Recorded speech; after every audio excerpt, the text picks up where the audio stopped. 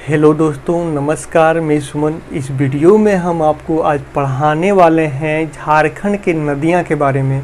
पूरा full detail में हम आपको इस वीडियो में बताएंगे। तो चलिए हम पढ़ाना शुरू करते हैं। तो झारखंड का जो नदियां हैं अधिकतर आपका है बरसाती नदी है। क्या है? तो बरसाती नदी है झारखंड का अधिकतर। के कौन नदी है? तो बरसाती नदी है। अब हम झारखंड में बोले तो मात्र एक ही नदी है जो बरसाती नहीं है, वो है सोना नदी। कौन है? सोना नदी। और इसके अलावे आपका झारखंड में एकमात्र नदी में नाव चलता है, वो कौन सा है नदी है? तो वो है मायूरक्षी नदी। कौन है? तो मायूरक्षी नदी है।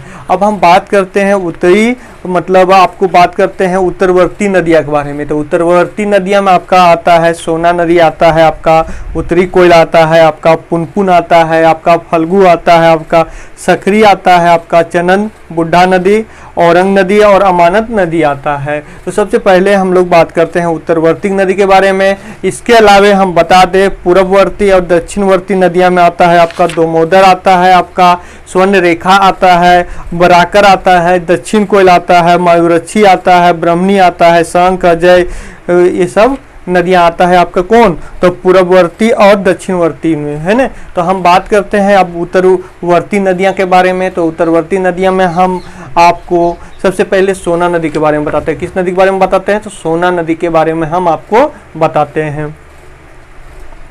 देखिए, तो सोना नदी का मेकला पर्वत के अमरकंठा पहाड़ी से निकलता है। सोना नदी कहाँ है? देखिए मुहान। मुहान का मतलब हुआ है आपका मिलना। मुहान का मतलब होता है मिलना। उद्गम का मतलब होता है जहां से नदी निकलता है। उद्गम का मतलब होता है जहां से नदी निकलता है ना। और मुहान का मतलब होता है जहां मिल जाती है। और बात करें आपका अपवाह क्षेत्र, यानी कहाँ कहाँ बहता है, उसको बोला जाता है अपवाह क्षेत्र बोला जाता है। तो हम सोना नदी के बारे में बात करें तो मेकला पर्वत की अमरकंठा पहाड़ी से निकलते। कहाँ से? मेकला पर्वत के अमरकंठा पहाड़ी से निकलती है ना। और कहाँ मिल जाती है? तो गंगा नदी में मिल जाती है। कहाँ मिल जाती है? तो गंगा नदी में मिल जाती है। इसका जो कुल लंबाई है आपका कौन सा? तो सोना नदी का कुल लंबाई है आपका 784 किलोमीटर। कितना है? 784 किलोमीटर। और इसका जो अपवाह क्षेत्र है आपका, तो उसका अपवाह क्षेत्र क्वेश्चन पूछा भी है आपका झारखंड में कि सोना नदी का कितना अपवाह क्षेत्र है। तो इसका है 9030 वर्ग किलोमीटर। कितना? 9030 वर्ग किलोमीटर। अब हम बात करें इसका सहायक नदी, ये भी क्वेश्चन पूछा है कि सोना नदी का सहायक नदी कौन है? तो उत्तरी कोयल नदी है। कौन है? तो उत्तरी कोयल नदी है इसका सहायक नदी सोना नदी के। अब हम बात करें इसका अपवाह क्षेत्र, तो पलामू और गढ़वा। पलामू और गढ़वा, देखिए पलामू और गढ़वा। गढ़वा कहाँ है? तो आपका गढ़वा आपका तीन राज्य से सटा हुआ, 3 पड़ोसी राज्य से सटा हुआ है। एक आपका बिहार से सटा हुआ है, आपका यूपी से सटा हुआ है आपका, और आपका छत्तीसगढ़ से भी सटा हुआ है। अब हम बात करते हैं तो आपका जो सोना नदी है वो आपका पलामू और गढ़वा दोनों के मतलब अफवाह होती है। कहाँ कहाँ? पलामू और गढ़वा दोनों जगह। ये भी क्वेश्चन पूछ सकते हैं सोना नदी कहाँ कहाँ अफवाह होती है, तो पलामू गढ़वा दोनों जगह। और इसका जो उपनाम है आपका तो सोनभद्र है। क्या है? सोनभद्र इसका उपनाम है, या हिरण्यवाह भी इसका उपनाम है। अब बात करें इसका विशेषता बोले तो ये झारखंड, मतलब यह झारखंड के उत्तरी पश्चिमी भाग को, है ना, वो झारखंड का उत्तरी जो पश्चिमी भाग है आपका सीमा से होकर बहती है। तो हम बोले उत्तरी पश्चिमी में कौन है? तो आपका गढ़वा है। तो गढ़वा से होकर बहती है, तो आपका झारखंड का उत्तरी पश्चिमी भाग सीमा है, सीमा से होकर बहती है। कौन सा नदी? तो आपका सोना नदी।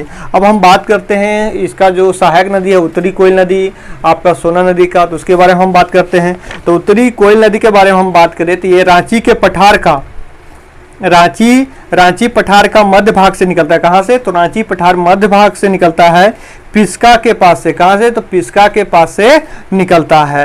ये मुहान कहाँ है? तो सोना नदी में। सोना का सहायक नदी है तो कहाँ मिलेगा? सोनी नदी में नहीं मिलेगा, तो सोना नदी का में मिल जाता है, मुहान करती है। इसका जो लंबाई है आपका उत्तरी कोयल का 260 किलोमीटर है। कितना है? तो 260 किलोमीटर है। और इसका जो सहायक नदी है आपका तो औरंग है, अमानत है और बुढ़ा नदी है। कौन कौन? औरंग, अमानत और बुढ़ा नदी है। अब हम बात करते हैं आपको तो कौन सा, तो औरंग नदी के बारे में हम बात करते हैं। तो औरंग नदी के बारे में बात करें तो इसका जो उद्गम स्थल है, उद्गम स्थल है किस्को लोहरदग्गा, है ना, किस्को लोहरदग्गा। औरंग किसका सहायक नदी है आपका, तो उत्तरी कोयल का। और उत्तरी कोयल किसका सहायक नदी है, तो आपका सोना नदी का। किसका है, तो सोना नदी का, है ना। तो औरंग आपको कहाँ निकलता है, तो आपका लोहरदग्गा निकलता है, किसको स्थान है वहां से निकलता है। और मुहान कहाँ मिल जाता है, तो उत्तरी कोयल में। और उत्तरी कोयल कहाँ मिल जाती है, तो सोना नदी में मिल जाती है। अब हम बात करें इसका सहायक नदी कौन कौन है आपका औरंग का, तो आपका है घगरी है, गोवा है, नाला है, धंधरी है, सुकरी है ना, सुकरी है। अब हम बात करें अपवाद क्षेत्र, है ना, अपवाद क्षेत्र।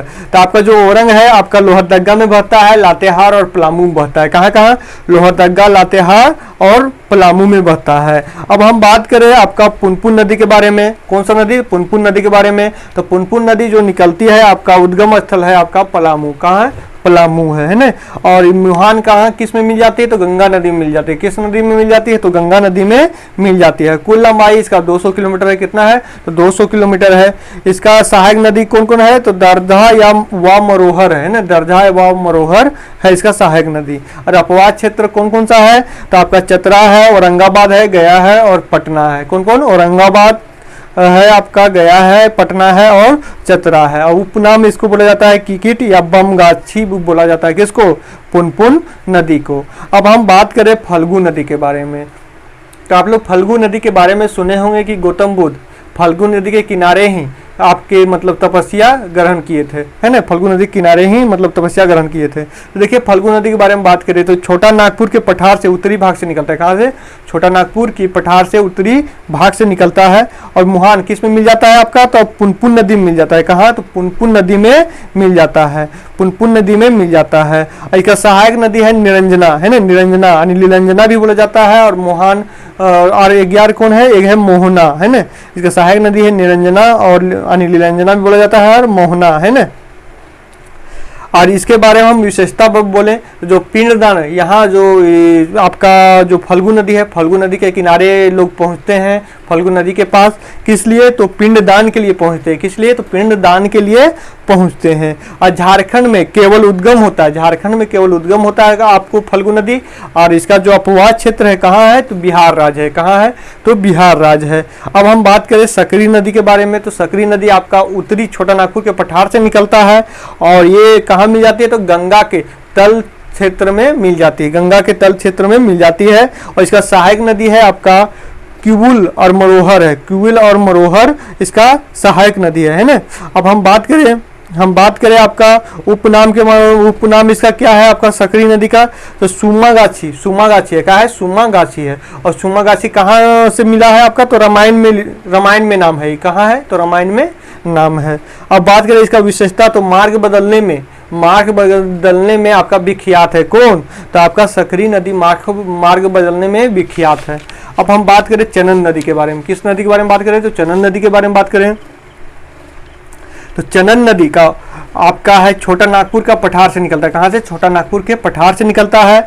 और इसका मुहान कहाँ है, तो सकरी नदी में मिल जाता है आपका।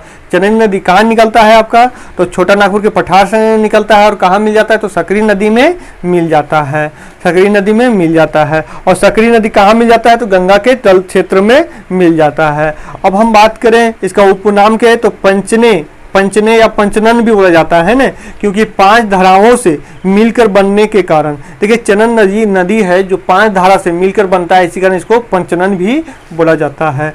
अब हम बात करें बुढ़ा नदी के बारे में। तो बुढ़ा नदी है ना आपका लातेहार से निकलता है। कहाँ से, तो मुंडा के लातेहार से निकलता है। और ये कहाँ मिल जाता है आपका बुढ़ा नदी, तो उत्तरी कोयल नदी में मिल जाता है ना। और उत्तरी कोयल नदी कहाँ मिल जाता है, तो सोना नदी में मिल जाता है। और सोना नदी कहाँ मिल जाती है, तो गंगा नदी में मिल जाती है। अब हम बात करें इसका अपवाद क्षेत्र है आपका बुढ़ा नदी का, तो कहाँ है आपका लातेहार है। कहाँ है, तो लातेहार। और बुढ़ा नदी का एक यार हम बताएं कि यहाँ नदी झारखंड का सबसे ऊंचा जलप्रपात बनाता है। कौन, बुढ़ा घाघ जो है, बुढ़ा घाघ जलप्रपात का निर्माण करता है। कौन? बुढ़ाही नदी पर, है ना, बुढ़ाही नदी पर बुढ़ाघाट जलप्रपात का निर्माण होता है। अब हम बात करें आपका अमानत नदी के बारे में, तो चलिए हम लोग बात करते हैं अमानत नदी के बारे में। जो अमानत नदी का जो उद्गम स्थल है वो है आपका चतरा है। यानी अमानत नदी कहाँ निकलती है? तो चतरा निकलती है। मिलती कहाँ है? तो उत्तरी कोयल नदी में मिल जाती है ना, उत्तरी कोयल नदी में मिल जाती है। और उत्तरी कोयल नदी कहाँ मिलती है आपका? तो सोना नदी में मिलती है। और सोना नदी कहाँ मिलती है? तो गंगा नदी में मिल जाती है।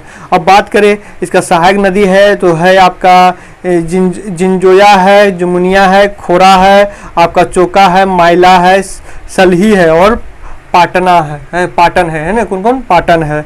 अब हम बात करें अपवाद क्षेत्र कहाँ कहाँ है, तो एक चतरा से निकलते हुए चतरा में बहेगी ही बहेगी, तो चतरा हो गया, लातेहार हो गया और पलामू। चतरा, लातेहार और पलामू है अपवाद क्षेत्र। अब हम बात करते हैं आपका झारखंड का पूर्ववर्ती और दक्षिणवर्ती नदियां के बारे में हम आपको बात करते हैं। तो सबसे पहले हम आपको बताएं दामोदर नदी के बारे में। किस नदी के बारे में? तो दामोदर नदी के बारे में हम बताएं। तो दामोदर नदी कहाँ से निकलती है आपके? तो वो निकलती है आपका टोरी, लातेहार के छोटा नागपुर से निकलती है ना। एक क्वेश्चन पूछा भी है ना कि आपका जो दामोदर नदी है कहाँ निकलती है?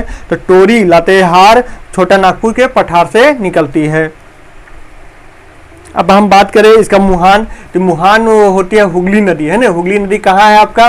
तो पश्चिम बंगाल में, पश्चिम बंगाल में कलकत्ता के निकट मतलब मिलती है ना, पश्चिम बंगाल में कलकत्ता के निकट मिलती है। कौन? तो आपका दामोदर नदी है ना। और इसका जो कुल लंबाई है 592 किलोमीटर है। कितना है? 592 किलोमीटर है, यानी 368 मिलीमीटर है ना, 368 मिलीमीटर। और झारखंड में लंबाई कितना है आपका दामोदर नदी का? तो आपका है 290 किलोमीटर। या झारखंड के सबसे बड़ा, है ना, सबसे बड़ा या सबसे लंबा, है ना, बड़ा या लंबा नदी कौन है आपका? तो दामोदर नदी है ना। और इसका अपवाद क्षेत्र है 12,800 वर्ग किलोमीटर। कितना? 12,800 वर्ग किलोमीटर। और सहायक नदी कौन कौन है इसका? देखिए आपका दामोदर नदी के बराबर सहायक नदी पूछते रहता है, तो आप जान जाइए, बराकर है, बोकरा है, कोनरा है, जुमनिया है, कतरी है और भेड़ा है ना। अब हम बात करें इसका अपवाद क्षेत्र के, तो ये बहती है आपका हजारीबाग, गिरिडीह, धनबाद, बोकारो, लातेहार, रांची और लोहरदगा, है ना, रांची और लोहरदगा। इसका उपनाम बोला जाता है आपका देव नदी भी बोला जाता है, आपका बंगाल का शौक भी बोला जाता है आपका दामोदर नदी को, क्योंकि मतलब वहाँ मतलब बाढ़ के लिए प्रचलित है आपका दामोदर नदी, आपका कौन? पश्चिम बंगाल में। अब हम बात करें इसका विशेषता के बारे में, तो दामोदर नदी रांची व हजारीबाग पठार के बीच दामोदर नदी द्रोणी का निर्माण करती है ना। तो दामोदर नदी के द्रोणी का निर्माण कहाँ करती है? तो आपका रांची और हजारीबाग पठार के बीच, है ना। आपका धनबाद में प्रवेश करते समय, धनबाद में तो प्रवेश करती है आपका दामोदर नदी, तो जमुनिया नदी आकर मिलती है। कौन नदी में आकर मिलती है? तो जमुनिया नदी आकर मिलती है। और फिर उसके बाद हम बात करें दामोदर में पूर्व की ओर से पारसनाथ क्षेत्र से आने वाले कतरी नदी भी मिलती है ना। यानी पूरब की ओर से मतलब जो पारसनाथ के क्षेत्र से आने वाली जो कतरी नदी है वो भी मिलती है। कहाँ? दामोदर नदी में मिलती है। और चिराकुंड के पास इसमें बराकर नदी भी मिलती है। चिराकुंड के पास इसमें बराकर नदी भी मिलती है। और झारखंड की सबसे लंबी और सबसे बड़ी नदी कौन है आपका? तो दामोदर नदी है। और बात करें झारखंड का सर्वाधिक प्रदूषित नदी भी आपका कौन है? तो दामोदर नदी है। देखिए, और दामोदर नदी का जो किनारे किनारे जो मिट्टी है आपका ज़्यादातर लाल मिट्टी पाई जाती है। अब बात करें हम स्वर्ण रेखा नदी के बारे में, तो स्वर्ण रेखा जो नदी है आपका उद्गम स्थल है इसका नगड़ी छोटा नागपुर के पठार रांची से, है ना, नगड़ी छोटा नागपुर के पठार रांची से। और इसका जो मुहान, देखिए हम आपको दामोदर के बारे में बताए थे, तो दामोदर के बारे में बताए थे कि आपका टोरी, लातेहार, छोटा नागपुर के पठार से निकलती है। अगर हम वही आपका स्वर्ण रेखा के बारे में बात करें तो ये नगड़ी से निकलती है। कहाँ से? तो नगड़ी से निकलती है, छोटा नागपुर के पठार रांची से, है ना। अब आपका मुहान के यहाँ कहाँ मिल जाती है? तो बंगाल के खाड़ी मिल जाती है। कहाँ? तो बंगाल के खाड़ी में मिल जाती है। और ये बंगाल की खाड़ी कहाँ मिलती है? तो उड़ीसा में आके आपको उड़ीसा जाती है, उड़ीसा में बंगाल की खाड़ी में जाके गिरती है। इसका कुल लंबाई है 470 किलोमीटर। कितना है? तो 470 किलोमीटर। इसका सहायक नदी है कोकरो, कांची, खरखाई, जुमरा, रुड और संजय, है ना, इसका है सहायक नदी। इसका अपवाद क्षेत्र हम बोले तो रांची है, जमशेदपुर है, आपका जमशेदपुर है, सिंहभूम है और सिंहभूम क्षेत्र में, है ना। क्वेश्चन ये भी पूछा था कि आपका जमशेदपुर किस नदी के किनारे बसा हुआ है, तो इसका जो आंसर था आपका स्वर्ण रेखा नदी, ये भी क्वेश्चन पूछा हुआ है। इसका जो उपनाम है इसको सुवर्ण रेखा भी बोला जाता है ना, सुवर्ण रेखा भी बोला जाता है, स्वर्ण रेखा और सुवर्ण रेखा भी बोला जाता है आपको। और हम इसका विशेषता के बारे में बात करें तो इस नदी की रेत में सोना के अंश पाया जाता है ना, इस नदी के जो रेत में सोना के अंश पाया जाता है, इसी कारण इसको मतलब स्वर्ण रेखा नदी नाम रखा गया है। और हम बात करें यह नदी झारखंड से होकर उड़ीसा में प्रवेश कर जाती है ना, झारखंड से होकर उड़ीसा में प्रवेश करती है कौन, तो आपका स्वर्ण रेखा नदी है ना, स्वर्ण रेखा नदी। जहाँ यह बंगाल की खाड़ी में गिरती है, कहाँ, बंगाल के खाड़ी में गिरती है, और बंगाल के खाड़ी में स्वतंत्र रूप से गिरने वाली यह झारखंड का एकमात्र नदी है, यानी बंगाल के खाड़ी में स्वतंत्र रूप से गिरने वाली यह झारखंड का एकमात्र नदी है कौन, तो आपका स्वर्ण रेखा नदी, स्वर्ण रेखा नदी। यह रांची में हुंडरू जलप्रपात के भी निर्माण करती है, हुंडरू जलप्रपात के निर्माण कौन करती है, आपका स्वर्ण रेखा नदी आपका हुंडरू जलप्रपात के निर्माण करती है। और जबकि इसका सहायक नदी रूड नदी जोनहा नामक स्थान पर जोनहा मतलब जलधारा के निर्माण करती है, और जोनहा यानी गौतम धारा नदी के निर्माण करती है। और कांची नदी दसम जलप्रपात के निर्माण करती है कौन, कांची नदी जो इसका सहायक नदी है तो दसम जलप्रपात के निर्माण करती है। अब हम बात करें रूड नदी के बारे में, तो रूड नदी तुरंगना रेलवे स्टेशन है, तुरंगना रेलवे स्टेशन सिल्ली के दक्षिण में है, दक्षिण में के पास स्वर्ण रेखा नदी में मिलती है कौन, रूडा नदी है ना, रूडा नदी। अब हम बात करते हैं आपका बराकर नदी के बारे में, तो बराकर नदी के बारे में बात करें तो इसका जो उद्गम स्थल है आपका पदमा, ठीक है, बराबर आपका देखिए ज्यादातर आपका स्वर्ण रेखा, दामोदर और बराकर ये तीनों से क्वेश्चन पूछता है, एक सोना नदी ये बराबर क्वेश्चन पूछते रहता है। इसको एक बार आप लोग 2 बार 3 बार एक बार आप लोग रिवाइज कर लीजिएगा, क्योंकि आप लोग रिवाइज कर पाइएगा तभी आपसे जल्दी हो पाएगा, क्योंकि आपको रिवाइज करना ही करना है। कोई भी आप झारखंड ही पढ़िए, देखिए हमसे पढ़िए और उसके बाद आप एक बार रिवाइज कीजिए, क्योंकि बिना प्रैक्टिस का कुछ नहीं होता है, बिना प्रैक्टिस का आपका कुछ नहीं होता है ना। तो देखिए आपका उद्गम स्थल है पदमा है, हजारीबाग पठार है ना, जो बराकर जो नदी है आपका जो उद्गम स्थल है कहाँ निकलती है, तो पदमा से, हजारीबाग के पठार से। और मुहान कहाँ मिल जाती है, तो दामोदर नदी मिल जाती है। किस नदी मिल जाती है, तो दामोदर नदी मिल जाती है। कुल लंबाई 225 किलोमीटर है, कुल लंबाई कितना है, तो 225 किलोमीटर है। और अपवाह क्षेत्र है इसका जो हजारीबाग, गिरिडीह और धनबाद है, कौन कौन, हजारीबाग, गिरिडीह और धनबाद है। विशेषता के बारे में बात करें तो इस नदी का उल्लेख बौद्ध व जैन साहित्य में मिलता है, कौन कौन, तो बौद्ध और जैन साहित्य में मिलता है। और इस नदी के तट पर गिरिडीह में जैन मंदिर और मिथेन के पास कलेश्वरी मंदिर भी है, कलेश्वरी मंदिर भी है। देखिए तो आज हम आपको बराकर नदी तक पढ़ाएं और कल हम पढ़ाने वाले हैं आपको दक्षिण कोयल, मायूरक्षी, आपका ब्रह्मणी, शंख, अजय, गुमनी, बंसुलाई, आपका तजन नदी, कांची नदी, रोर नदी, ये सारा कुछ हम आपको कल के वीडियो में पढ़ाने वाले हैं। और कल के वीडियो हम देखते हैं वैसा होगा तो वन लाइनर क्वेश्चन भी आपको हम दे देंगे। तभी आपको हम पार्ट 1 करवाएं, पार्ट 1 में हम आपको टोटल नदी के बारे में बताएं जो उत्तरवर्ती आपको खत्म किए, और पूर्ववर्ती दक्षिणी हमवर्ती हम आपको पढ़ा रहे हैं। और इसी प्रकार आप लोग घबराइए नहीं, प्रत्येक दिन हम आपको कुछ ना कुछ झारखंड का टॉपिक देते रहेंगे। और आपका झारखंड का, आपका झारखंड पुलिस हो या झारखंड सीजीएल हो या हर एग्जाम में आपका काम आएगा। हम जो पढ़ा रहे हैं इस बुक से पढ़ा रहे हैं और इस बुक से पूरी हम आपको कंप्लीट करवाएंगे। तो आप लोग टेंशन मत लीजिए। आप लोग ऑफलाइन क्लासेस करना चाहते हैं, एनटीपीसी या ग्रुप डी के लिए मैथ और रीडिंग पढ़ना चाहते हैं तो हजारीबाग में मेरा एक ऑफलाइन क्लासेस चलाते हैं।